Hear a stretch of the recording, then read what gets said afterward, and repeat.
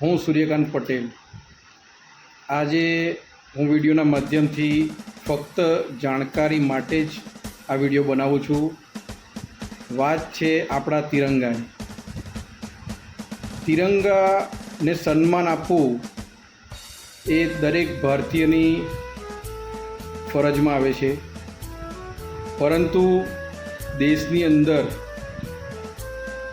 જે ખરાબ કાર્ય કે જે સિસ્ટમ જો આની અંદર સુધારો આવી જાય અને મેઇન આપણા દેશના ફૌજી ભાઈઓ જે પ્રમાણે સરહદ પર આપણા દેશની રક્ષા કરે છે તે જ પ્રમાણે આપણા દેશની અંદર પોલીસ મિત્રો જે પોતાનું કર્તવ્ય સારી રીતે જો નિભાવશે અને નિભાવે છે તો આપણા દેશના તિરંગાને ઝૂકવાનો વારો નહીં આવે।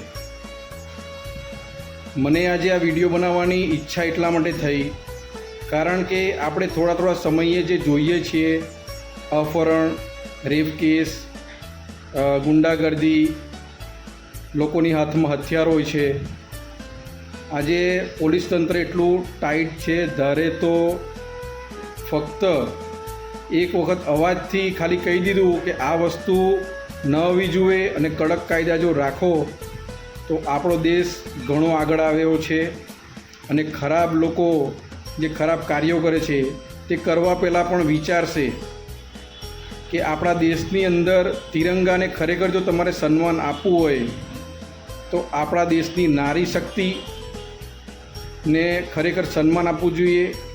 એના માટે જે બી કાયદા કાનૂન લાગતા હોય એ કરવા જોઈએ અને સાચા માણસને તમે ગુનેગાર કરો એનાથી બેસ્ટ છે કે જે વ્યક્તિ ક્રાઇમ કરે છે એના પર તમે વિરોધ કરો। તમને આ વિડીયો કદાચ અમુક લોકોને ખોટો લાગશે, પરંતુ હું પણ આજે એક હકીકત કહેવા માગું છું।